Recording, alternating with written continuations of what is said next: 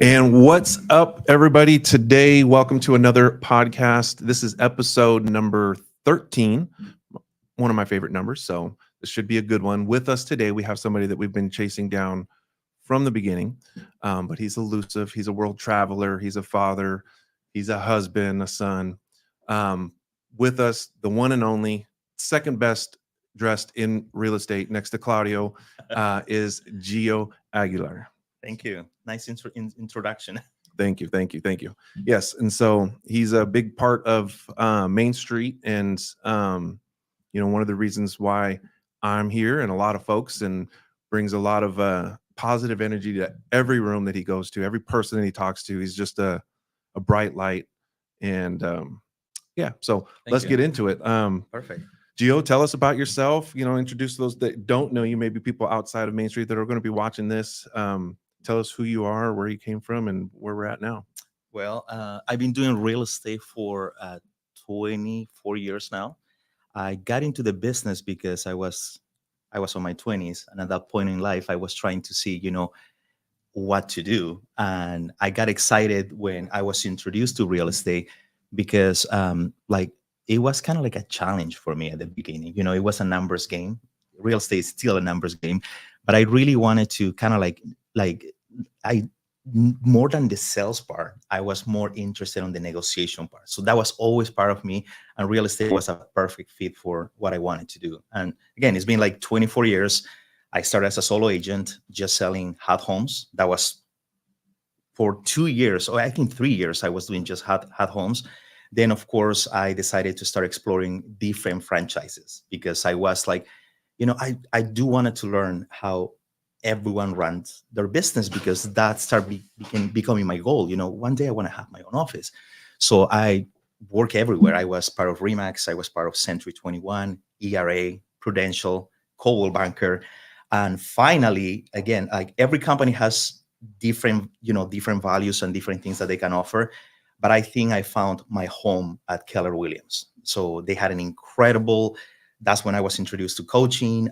They have incredible training sessions. And I was there for almost 5 years, and that's where I started building my teams. And pretty much like at that point, I was feeling that I was ready to do something different. And that's when I met Rick, and we decided to partner up and open Main Street Realtors. Yeah, fantastic.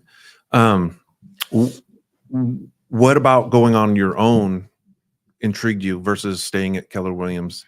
Going into a boutique brokerage, is a smaller broker, and going that route and having you guys' own company versus staying with Keller Williams and doing it that way. I think was more like it became too corporate. I was doing like online marketing before we actually have this IDX and things like that on websites. Before, we didn't have any of that. Were you a realtor when you? I don't think you were a realtor when you had the book. No. Okay. But we use a different system, I think in 2000, like DOS, something like that, but nothing like today. So, but I started doing a lot of things online, and I think I was crossing some lines according to all the rules and regulations, but I didn't feel that way, and I do want to be, I wanted to be more creative with my marketing. And unfortunately, sometimes like corporate, will limit, your, the things that you wanted to do. So I think opening like our own brokerage is when we really want to start, being more creative and doing more like marketing.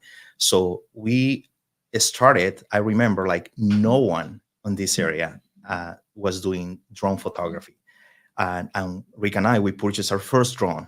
Those drones didn't even have cameras because, again, they were just for flying, and we attached a GoPro. So we started doing those kind of things way before anyone else. And again, that was our goal. And that's why the reason we have our own marketing department, we have photographer, videographer, graphic designer, we have a like web developer, we have a video editor, we have all of these things, because part of our goal when we started was we want absolutely every single of our listings like to have professional photography. And again, like I'm talking about 2011, 2012, when right now most agents they take professional at pictures. least a professional, but still I can't believe it. Not even all of them do it, but yeah. Correct. Yeah, but at that point, all of our listings they already had like professional photographies, and I'm talking about we started introducing Matterport as soon as Matterport came on the market. So again, like I think that was the main reason.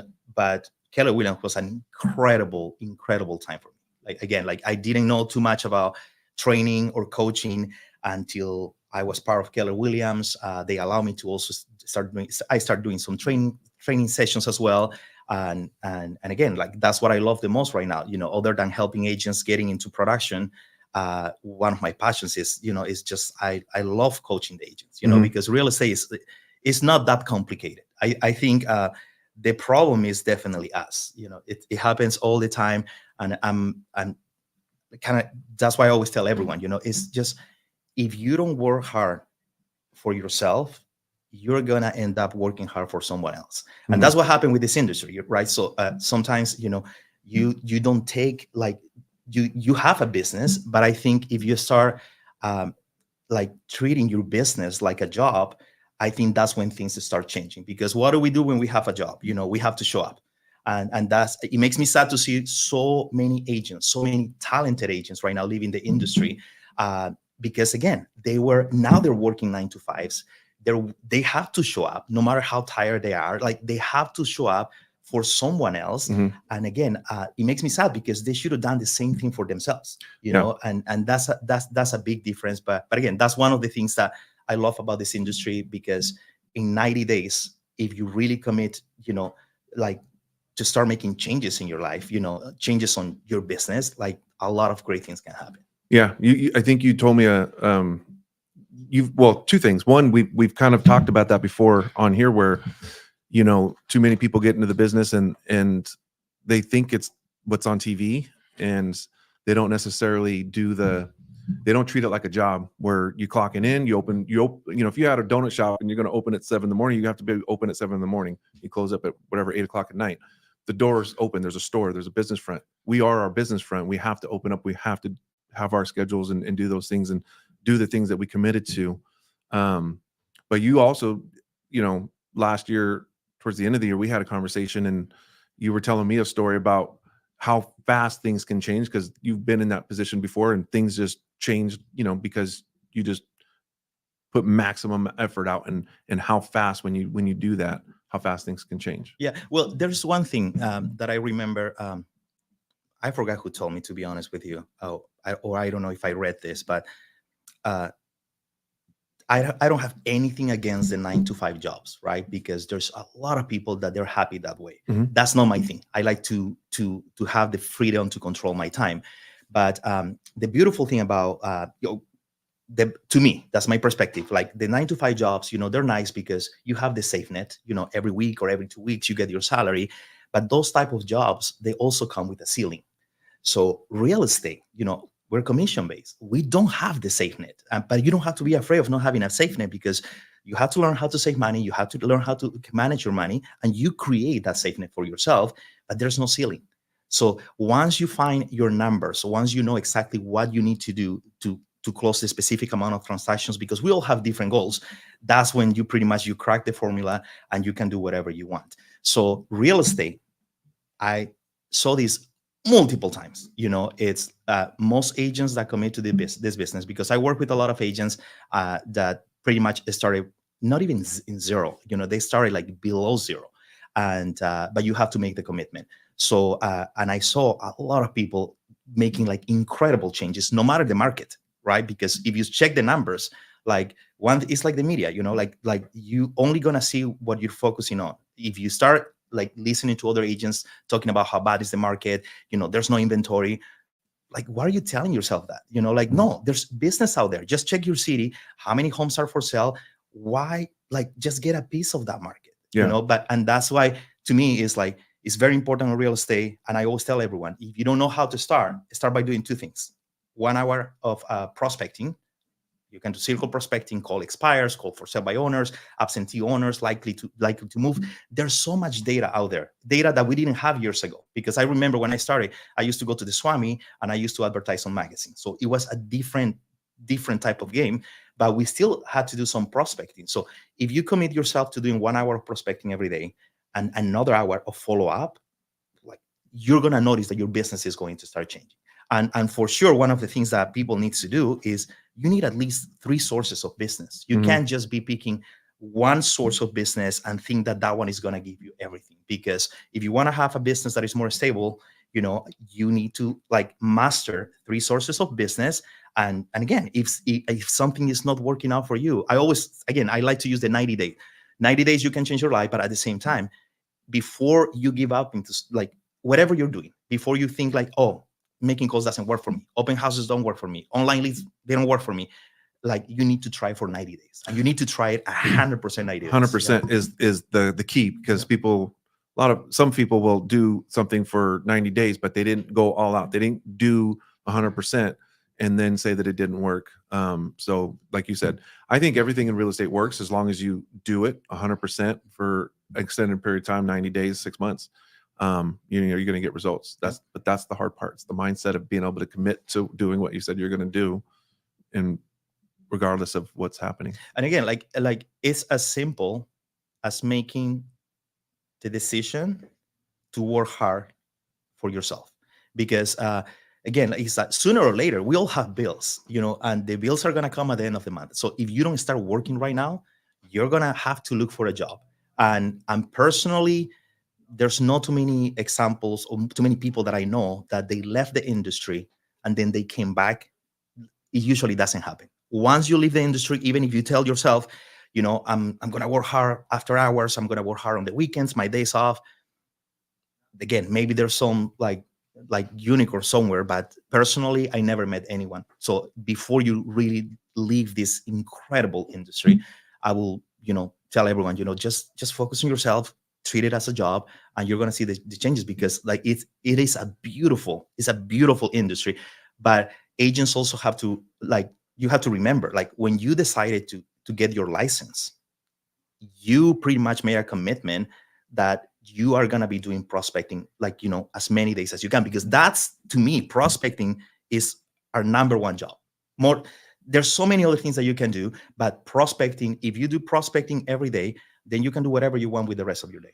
It's this, yeah. Well, and regardless if you're cold calling leads like expires and FISBOs, and that's what a lot of people tell you to do in the business. But even if you had capital going in and you were paying for leads, you still have to call people. Like, you have to have the prospecting, the outbound sales calls, or something that has to happen. If you want to have consistent business, you can't just wait for everybody to call you, because they're not going to call you. You have to go out there and get it. Even if you're calling your own sphere and your friends and people that you still have to make an outbound call. You have to have time set aside to make those calls daily, so that you can build your pipeline of people that are potentially interested in working with you. Correct. Yeah. So anyways, so with Main Street, I know, you do a lot of the coaching, a lot of the mindset stuff, a lot of technology bringing to us and helping us advance and take things next, even further. We have a podcast now, and we've got every Thursday we have content where the agents can come in, do pictures, do videos, reels, and all that content's provided for them. So we've always been moving things forward as far as helping agents. Talk to me about what your mindset is in I mean, we kind of touched on it with what you were just saying, but like the mindset of how you guys created this brokerage I feel like anything that we've ever asked for or wanted to do or talked about, I don't think I've ever heard you guys say no. So it's always something that you guys are trying to facilitate agents to help them be successful. So walk me through like kind of that so part of it. I think when we decided to get, to work on Main Street, one of our things was like, I understand recruiting is so important for any real estate brokerage, but my thing is, I don't like to focus too much on recruiting. I like to focus on retaining. So, because I always feel like when you already have the talent in your office, like, instead of trying to bring more new people to the business, and again, recruiting is definitely important, but someone has to focus on the retaining part. And part of our retaining was, like, trying to be there for our agents. And part of that commitment was we decided, like I understand some brokerage, like the brokerage is still in production because they have this mentality, lead by example. If that works for them, that's great. But we get paid commissions, right? So at the end of the day, I didn't want to focus on my transactions. I didn't want to focus on my commissions.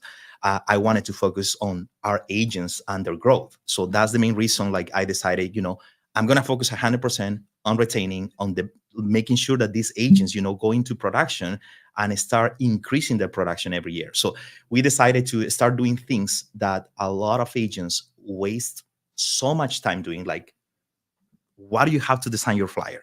Why do you have to design your postcard?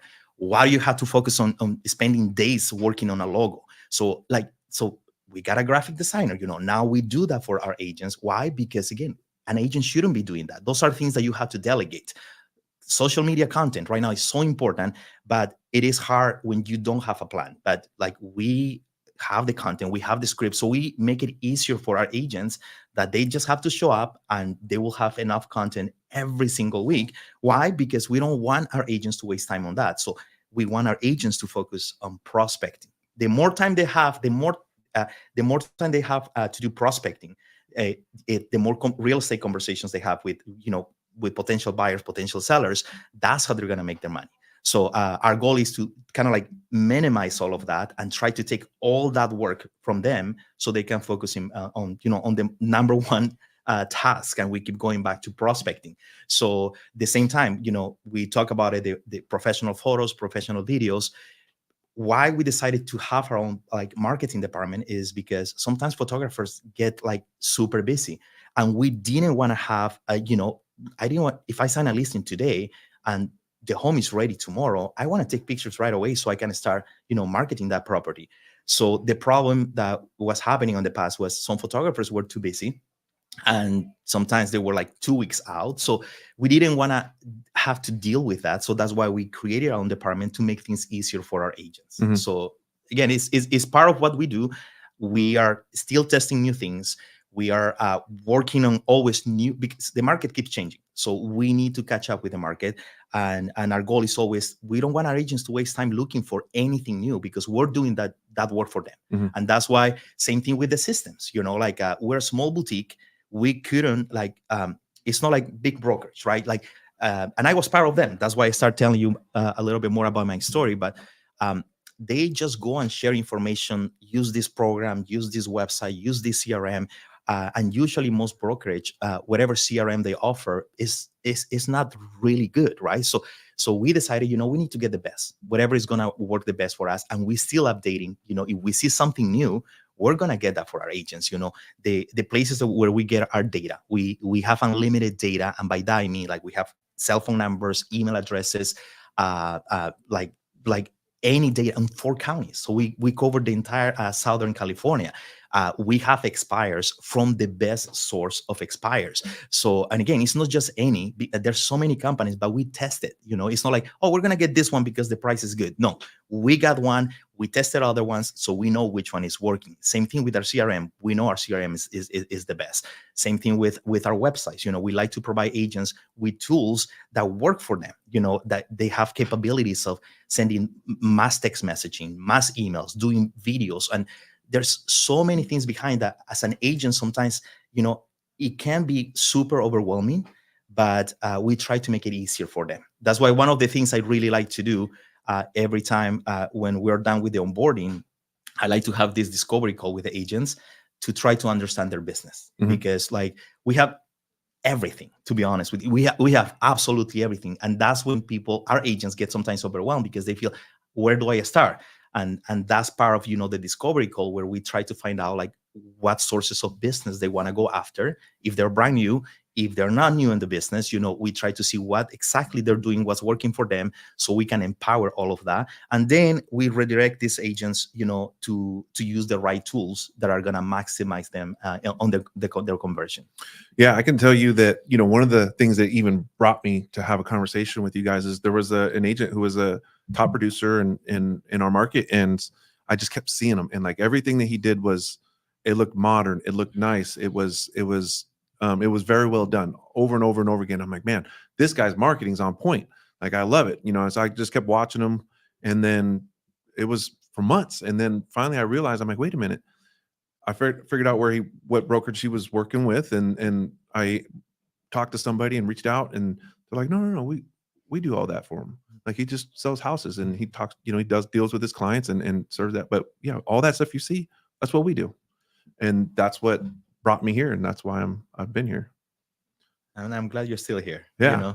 So, transitioning a little bit into, because you are kind of pretty much like the accountability. Like, I know we do, accountability calls. And if you're an agent that you're looking to have somebody to hold you accountable to what you're doing, and helping plan and helping give you ideas to how to improve, that's where you come in a lot. And today's market and what's happening in our market with the low inventory and the higher rates, and they're coming down, these next 24 months, what do you think is going to be, what's the best thing, or what do you think is the best source of business agents should really be focusing on right now, or things that they should be doing in their business to really focus on that so that they can maximize these next 24 months? Because I think beyond that, things are really going to pick up. So, well, I think we have to talk about sources that are more like sweat equity activities. So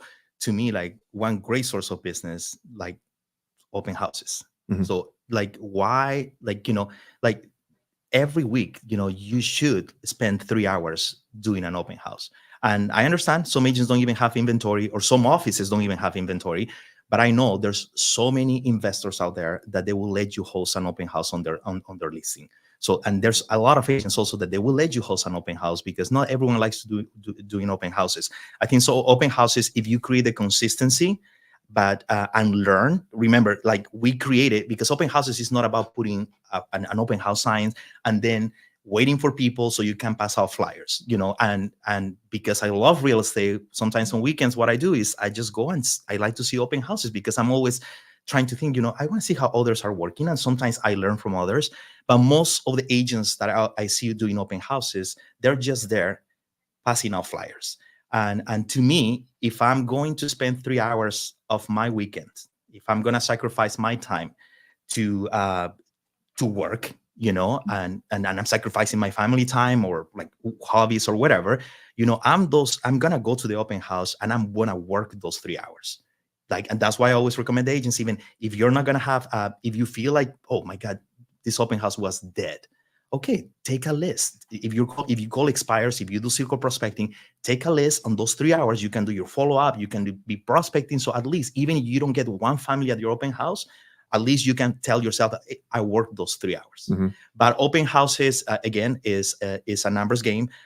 Usually, if you know how to talk to people, you're going to start getting business that way. There's some open houses that are great, some others that they suck, but is the consistency, behind everything that is going to give you the result that you're looking for. But I mean, like, that's one source. But again, you have to have a plan. Just to give you a perspective, I'm not going to go into details with everything, but so open houses, you don't start the open house the day of the open house, right? So what we try to coach our agents right here. So pull a list, pull 100 numbers and 1,000 emails around the neighborhood. You have to email 1,000 people just to send an invitation. You have to call 100 people. And as you know, we're big on video. So we also do video text messages just to invite these people, right? So you're creating already some momentum, like, and you start your open house way before the day of the open house. So then the day of the open house, is a day that you can take advantage to go 30 minutes, an hour before your open house, and start passing out some flyers so you can talk to some neighbors. And then when your doors are open, it's time, to really just work that open house. Is the time where you ask the right questions that you have to. That's why I always recommend, you need to have a script, and don't be afraid of asking questions, because that's the only way that we can help people. That's why, what happened when we get sick, we go to the doctors, and the first thing they do is they ask a bunch of questions, because the only way that you can give someone the right advice, is by asking questions and trying to find out, how can I really help this person? Mm-hmm. So open houses is a great source. So if you feel like you're an agent and you're struggling right now, you should have one open house every single week. And you can have 2, even better. But set a goal, right? So like, I'm gonna have this month 6 open houses, and let's see what happens. Another source of business is for sure circle prospecting. There's so many homes that are still selling for more or fast, or in some cases both. They sell fast for more. Pull the data, pull the data, get the phone numbers, get the emails, call these people and let them know what just happened. Someone just sold a property in less than 10 days, or someone just sold a property, like $20,000 above asking price. Share the news with them, and just try to find out, if they have any real estate needs. Yeah, I like that approach because when you as an agent and you're calling through a neighborhood, and the way that you just said it is you're calling around a property that just sold, so you're actually providing a value.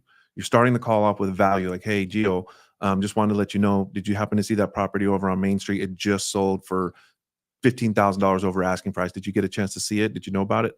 You're giving them an update about their neighborhood before you ask, hey, by the way, have you guys been, super happy here? Or you guys have any thoughts of maybe doing something in the future, and having that way, but you're at least leading with something instead of just calling. And there's a guy in Orange County that's on YouTube, makes videos, and he's like 2 or 3 phone call headsets on at the same time.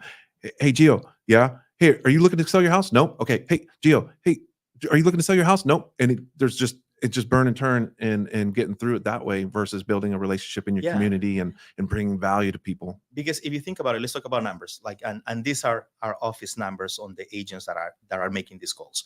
So every 100 calls, most likely you're gonna have about 8 to 12 conversations, right? So I'm not talking about leads. You're gonna have 8 to 12 conversations. So, but from those 8 to 12 conversations, most likely 3 people are gonna be okay, because you already building rapport, and they don't have an agent, so you're just introducing yourself as their agent. They're gonna be okay on you adding them to your database.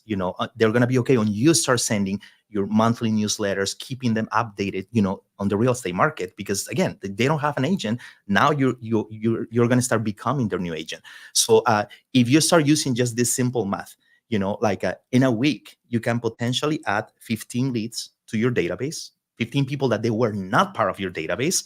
And then if you just start multiplying the months, your database is going to get full of a lot of leads. You're talking about 60 leads per month. Like you're talking about more than 500 leads a year. So that becomes crazy if you are consistent. You cannot be doing this one day and then forget for like 2 weeks, stop, doing your circle prospecting. But when you're making those calls, there's going to be times where, there's going to be people really thinking about selling their homes, or they might know someone that might be thinking about selling their home. So circle prospecting is really important, but you need to have a call to action. And to me, it always is find a property that sold for more, or that sold fast, or both. So find that. So now you have a good news to share. And usually if there's someone already thinking about selling their home, they already know about that property. So they're going to appreciate that you're calling. You can show these people, hey, this is what I do, like this is what I do to promote properties. Because the circle prospecting now, you can take it to another level when you have a listing, right? So because you pull the data, now you have 100 numbers around your neighborhood, 1,000 emails, 100 and 1,000. And what do you do? You first call these people. Let's say you got a new listing, and you first call to let them know, hey, I have a property coming soon, and on your neighborhood, and I just wanted to know if you have any friends or family that might be looking to move into this neighborhood. See, you're not selling anything. So you're just announcing that. That's one call. Then your second call to the same database is to invite into the open house. Hey, I'm going to open an hour early for the neighbors. So if you have a friend and family, just bring it to our open house. We would love to see you. It's just conversation. It's not even, you don't even have to think about scripts, because I think people get nervous when they think about scripts. Just talk. Talk like the way you're talking to a friend. 2 times. Then the third time is when the property goes in escrow. Hey, the home just sold. We have multiple offers. There's still buyers looking to move into this neighborhood. So I just wanted to know, have you have any thoughts about selling your home? And then when you close, the same thing. So see, it's like when you create a system that you know what to do, like every listing is going to bring you more business, but we don't do it. We don't do it. So it's kind of like, it's funny, what's that quote? Insanity is doing the same thing over and over again, expecting a different result. Correct. See, to me, for real estate, it's more like insanity is knowing what to do, and not doing it. Yeah. Because that's really insane. Like we all know, like most people that I know on the business, they know what they need to do, but they just don't do it. So that to me is insane, right? Because then they put themselves on this position that they don't have the income and they have to do something else. And again, you just got your license, just give yourself 100% and the magic will come. So prospecting will be too, and again, they don't cost money. They just require your time and commitment. And of course, social media is also free, but social media takes a lot of time. So I will use that as a third source of business, but again, it's not something that is going to work out right now. Mhm. And same thing with, to me, my favorite one, and actually tomorrow I have a class about that, is farming. Farming is your retirement, because once you dominate a neighborhood, no one is going to kick you out. So, and it takes time. And because it takes time, it requires a lot of commitment. A lot of agents don't do it because Mhm. we don't have the patience. We're always chasing new business instead of really working, our business, and instead of having a plan, because when you have a plan, things are not going to happen overnight, but they will happen. Yeah, the farming thing is something that I haven't done yet, but I've always been intrigued and like you said, looking for something for the future, right? Building that reputation in that one neighborhood so that nobody else can come into it. And think about it on farming. So you can still do a combination of traditional farming, right, with postcards and things like that. But right now we have so much data, like you can get likely to sell, like, or likely to move. Everyone calls them different, but there's that data, that you can target these people different. You can pull a CSV file and then start retargeting these leads. So these people on your farming territory, they're not just gonna get something like a postcard from you, they're gonna see you. We all spend time on social media. So if you tell me that you don't, you're lying, right? So, but we all spend a lot of time on social media. So imagine these people on that neighborhood seeing your face over and over Everywhere. again. And you're not sharing just sold, just listen. No, you're just sharing valuable information. That's why we create reels with information, because we want to make sure that everyone knows that you are, not just the agent of choice, but you know what you're doing. So information is so important. And even if right now, like, I'm picking up a niche area, it's also about the numbers, right? You can't just go and choose any neighborhood, and that's what I'm talking tomorrow. It's not about how beautiful it is in this neighborhood. It's more about the numbers. What is the turnover ratio of the neighborhood? You need to know all of that before you start investing yourself, on trying to become the number one agent on the neighborhood. Yeah, that's good stuff. I hope you guys took some notes on all of that, because you just gave us a lot of information. What do you foresee happening in the next 24 months in real estate in general? I think this year is going to be definitely better than 2023, especially because of the rates. But two things are happening is, like, sellers are realizing that, because a lot of sellers, they need to buy a new home, and a lot of people is on the fence because everyone is hoping that the rates are going to go down again. They're going to go down, but I don't think they're going to go down to 2 or 3%. So people, I think they're just realizing that that's not going to happen. And people has to make moves. There's always people, like, changing jobs, changing areas. So I think this year is going to be better than last year. But the thing is, to me, it's not about the market, right? So I think if you really focus too much on the market, because if we have a bad market, you won't see any sales. So that's a problem. But that's never going to happen. I mean, So we just had the worst year in sales wise since 2008. It was worse than 2008. But if you check the numbers, there's a lot of agents in our area that last year was their best year. Yeah. So how is that possible? So see, same thing, so that's why don't condition the market, like I don't think you should just focus on working, and business will come. There's always people that is in need to sell or in need to buy. They don't care about the rates. They don't care about, like, if their home is going to increase on value. No, we all have different needs. So to me, the market's going to get better. But again, this is also going to be a great year for those that are, like, really hustling, right? So, like, again, the best example is, if you don't believe me, pull the MLS, go check the numbers. And last year, there's a lot of agents that they had an incredible year. Why? Because they hustled. Yeah, they were hustling. Well, all of us, our mindset was different. You're just upset or sad because there's no business. Everyone's saying that there's no inventory. I don't have buyers. But again, let's go back to prospecting. Like, when was the last time that you tried to dial because you attempted to talk to 2,000 people in a month? If you I ask the question to a lot of agents, and most of them, they will say never. 2,000. It's as simple as that. So, and that's 1 hour a day. If you're using a dialer, if you're not using a dialer, probably going to be a couple of hours, but 100 contacts, and you shouldn't leave the office if you don't reach that goal, right? No matter how bad was that day, because sometimes there's no bad days, there's bad weeks that you don't get absolutely anything.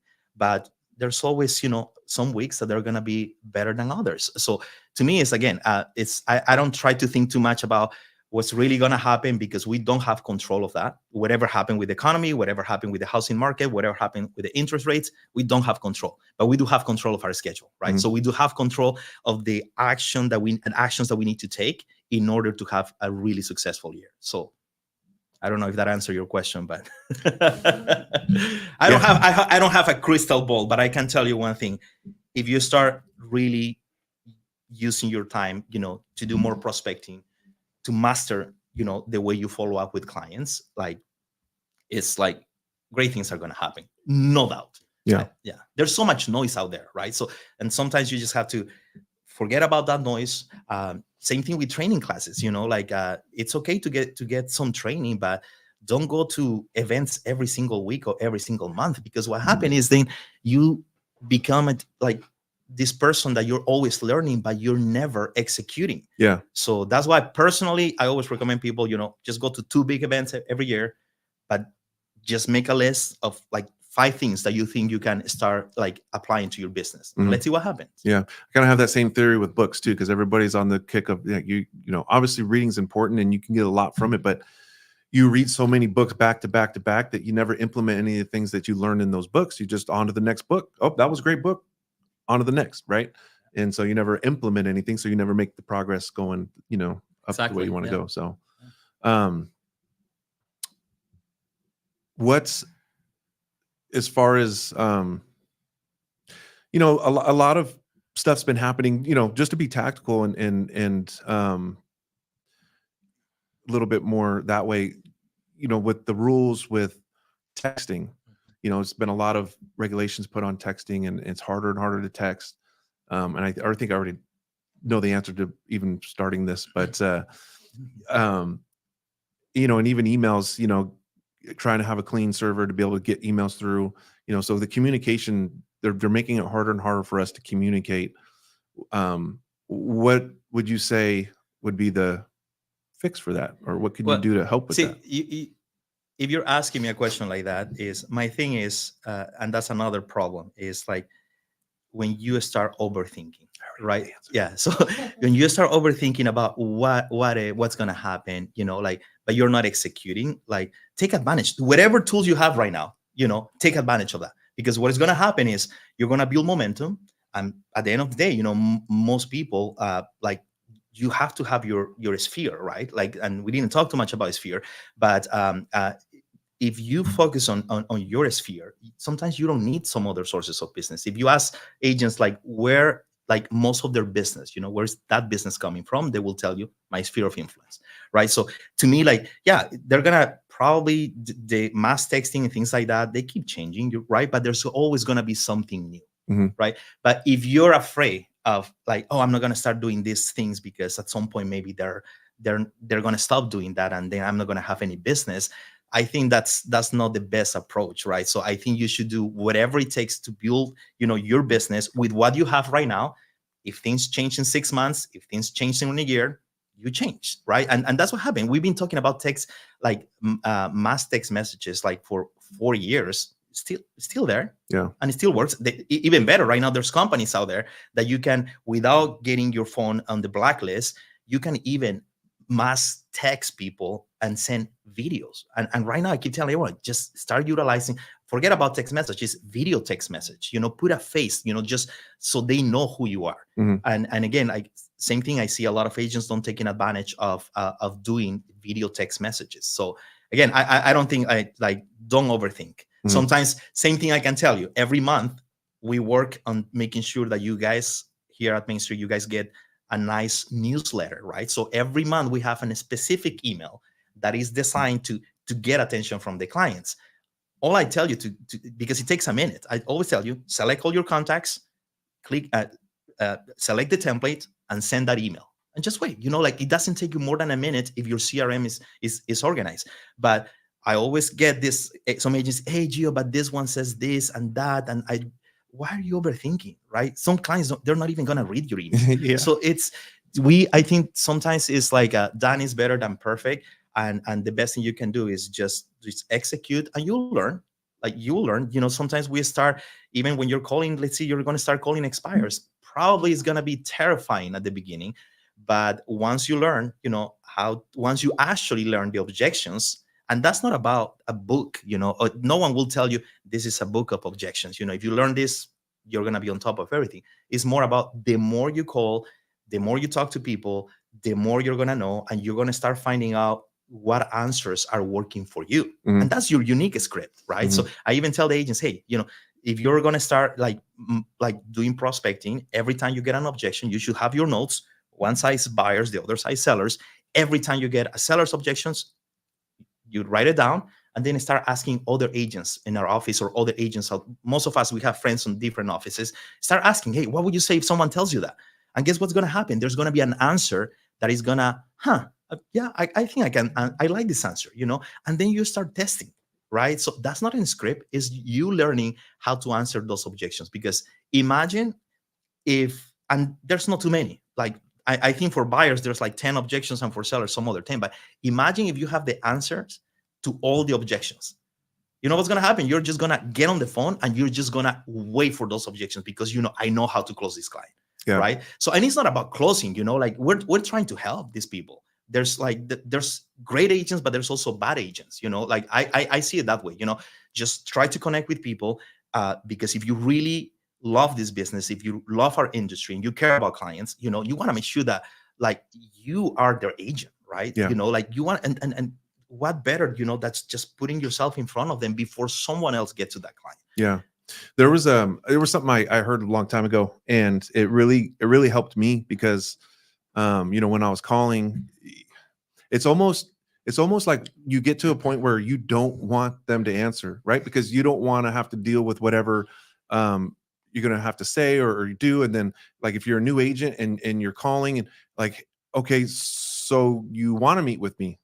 Oh crap. Now I've got to go on this appointment.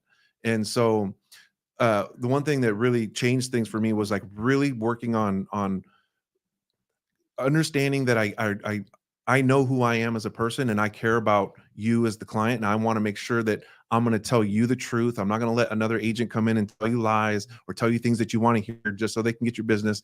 And I really want to make sure that my presentation, the things that I'm going to say are concrete. It's like and so the analogy is imagine I had the cure, your arm was going to fall off at the end of the week and I had the cure to save your arm and so that you could keep your arm.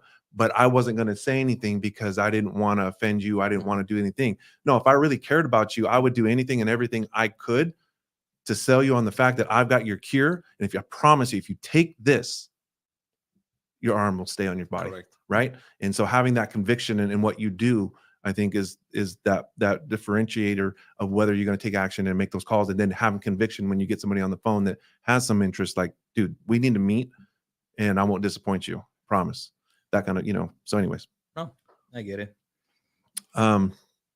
Anything else you'd like to? What else can we talk about it? Anything on your mind? You want to leave with the people? Well, I do like to touch a little bit on your sphere of influence. For those that already have a sphere of influence, there's a simple math, right? So whatever amount of contacts do you have, if you're not, let's say you have 100 contacts, if you're not getting 10% business from this group, that means that you're not working your sphere correctly. So I think those are the things that we talk with our agents to make sure, like, okay, what we need to make these changes on, and that's why we create the checklist and everything to know exactly what we need to do so they can get into production right away. But sphere is a great way. Those are easy clients. I think one I heard this from a great friend and top producing agent. Like he has one goal every single day, and his goal is every time he's driving home, or he's driving from home to work, Mhm. he likes to make 5 phone calls Mhm. to friends, family, past clients, just to check on them. And same thing, like on his way back home, instead of listening to music and things like that, he has to make 5 more calls. So every day he attempts to touch 10 of his past clients, friends, and family. And again, it's just checking on them. And I think and I asking, how's that working out for you? It's great. They know I'm not calling for business, but I'm top of mind. Whenever they think about real estate, they think about me. And honestly, he's just making just like a call just to know how they are. And it's as simple as, hey, I was calling because I was thinking about you. How's everything at home? You just never know. And people, like, those are the things, again, that we should make these things part of our schedule, right? So this is how committed you are to succeed on this business, and I think the rest is just gonna happen. But yeah, so it's to me, it's like, uh, work on I always tell our agents, work on your calendar, because if you want to good at time management, you need to have a calendar. You need to have a default calendar, because real estate, as you know, like, we don't our days are different, right? So, but let's be honest, like, you can put stuff like, I go to the gym in the morning, time to get ready, breakfast, drive to work, 9 to 10 I'm going to do some prospecting, 10 to 11 I'm going to do my follow-up. Perfect. At least you have something going on. So what's going to happen is, I'm assuming that you do that, like, it's like every night you check your calendar just to prepare yourself. This is what's going to happen on my day tomorrow, because sometimes we forget things, right? We put it on the calendar and then we forget. And then in the morning, while you're working out or having your coffee, you check your calendar again. And again, just mentally, you're prepared for the day. Mhm. So what's going to happen is, by the time you get to the office, you already know what to do. So Mhm. you get on the phones, you do what you need to do. You work on income producing activities. And then, like, 9 to 10, 10 to 11, you're going to realize that by 11, like some agents are barely coming to the office, and you're already done, Mhm. with the most important task. After that, you can do whatever you want with your time. And if you have extra time in the afternoon, just get back on the phones, because your goal is, like, you want to book appointments, like, if possible, every single day. But again, you need to have things on your calendar, because otherwise they're not going to happen. It's I think we all work different, but I think the way,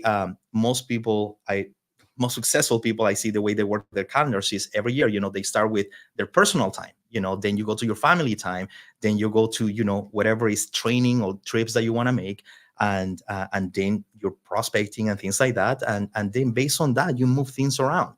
The number one excuse I hear from agents is, yeah, like, why you didn't prospect yesterday? Oh, because a buyer called me.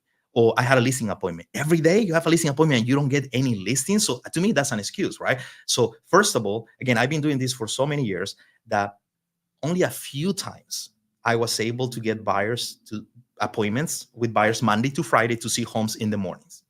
It doesn't happen very often. Same thing with listing appointments. It usually, if they happen, great, right? So you're going to get a listing.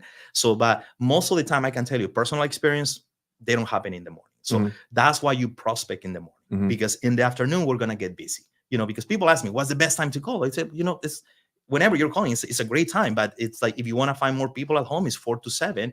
But if you're gonna make that your schedule, you're not going to be consistent with that, because you're going to be tired. There's always something that happens in the afternoon. Again, there's no consistency. But if you do those activities in the morning, then you have more clarity for the rest of the day. And again, like, you're not gonna, like, this magic is not gonna happen overnight, right? Mhm. But it's gonna happen. Yeah. I think that's all I have today. Yeah. That was good. That was good. Oh, and you know what? And it kind of feel bad now because it's the end of the podcast, but I forgot to introduce our wonderful Esther on the boards over there doing her thing. So we thank her for Thank you, that. Esther. But yeah, so that was episode number 13 with Gio. And if you guys liked it, you got value from it, make sure you like and subscribe, follow us on Instagram and YouTube. And we'll keep trying to bring great guests with great information and great things for all you guys. And we'll see you next Thursday, 2:00. So hope you guys have a great week. We'll see you next time.